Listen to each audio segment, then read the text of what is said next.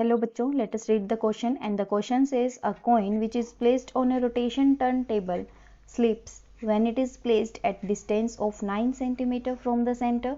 If the angular velocity of the turntable is tripled, it just slips if its distance from the center is. So हमें इनमें से एक option choose करना है। तो यहाँ पे जो हमारा की कंसेप्ट यूज हो रहा है वो क्या है? की कंसेप्ट में हमारा यहाँ होगा यूनिफॉर्म सर्कुलर मोशन। ये होगा uniform circular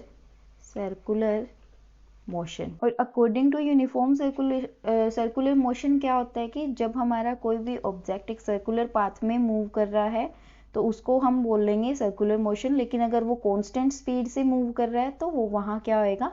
uniform circular motion. और यहाँ पे क्या होगी? पार्टिकल की जो स्पीड होगी वो क्या होगी? कांस्टेंट होगी।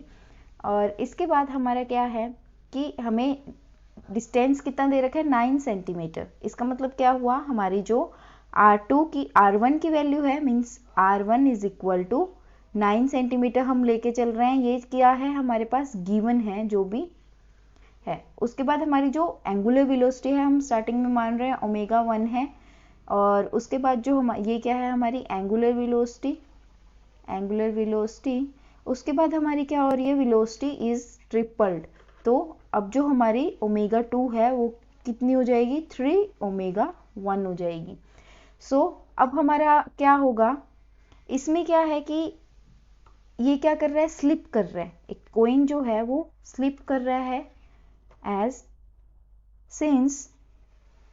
Since it just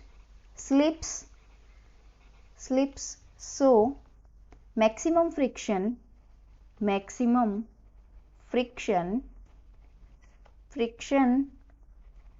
will be equal to the centripetal force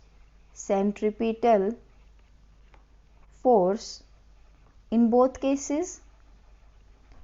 तो फाइनली जो हमारा क्या होगा कि जो हमारा जो सेंट्रीपिटल फोर्स, जो मैक्सिमम फ्रिक्शन होगी वो किसके इक्वल होगी? सेंट्रीपिटल फोर्स के इक्वल होगी। तो अब हमारा यहाँ से कैसे होगा? अब हमारे पास क्या है? Fl किसके इक्वल हो जाएगा? mR1 ω1 स्क्वायर, क्योंकि जो कॉइन का मास है वो तो दोनों साइड सेम रहेगा, इसलिए mR2 ω2 का स्क्वायर हम ले लेते हैं। तो अब हम वैल्यूज पुट करेंगे तो हमारे पास क्या आएगा?